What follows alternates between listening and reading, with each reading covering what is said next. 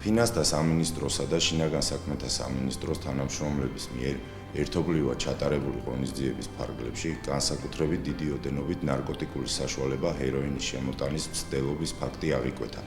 უწყებათა შორისი დანაყოფის შემადგენლობაში შემავალი საბაჟო დეპარტამენტის თანამშრომლების მიერ ინფორმაციის ანალიტიკურად დამუშავების შედეგად შეჩერებული იქნა სატვირთო ავტომობილი, რომლის მისაღმელის დეტალური დათვალიერების შედეგად აღმოჩენილი იქნა 200 კილოგრამი ნარკოტიკული საშუალება ჰეროინი. სრული პასუხისგებლობით ვაცხადებთ, რომ საბაჟო საზღვარზე შემოსული მაღალი რისკის მქონე ტვირთის უმკაცრესი კონტროლი მომავალშიც აქტიურად გაგრძელდება.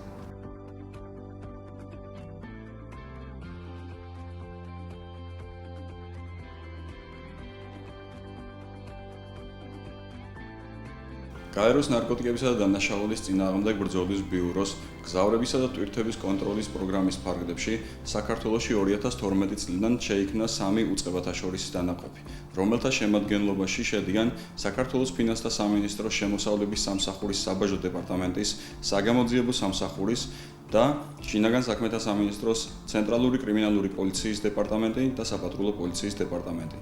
მათ ყოველდღიურ საქმიანობაში შედის საეჭვო ტვირთების იდენტიფიცირება, საეჭვო მარშრუტების გამოვლენა და გამოვლენილ საფრთხეებზე რეაგირება. სწორედ აღნიშნული ჯგუფების საქმიანობას უკავშირდება არაერთი გახმაურებული გამოვლენა.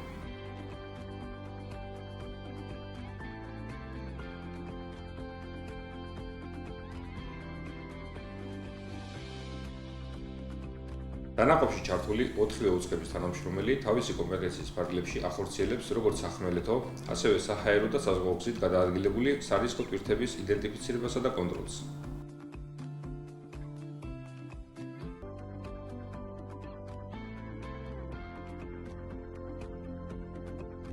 უწყებათა შორის დანაყოფში მუშაობ 2017 წლიდან. ჩემს უფლებამოვალეობებში შედის როგორც ანალიტიკური მუშაობა, ასევე ტვირთების ფიზიკური დათვალიერება და კონტროლი. ვამაყობ, რომ ვარ ამ გუნდის წევრი და ჩემი წვლილი შემაქვს ყოველდღიურ საქმიანობაში.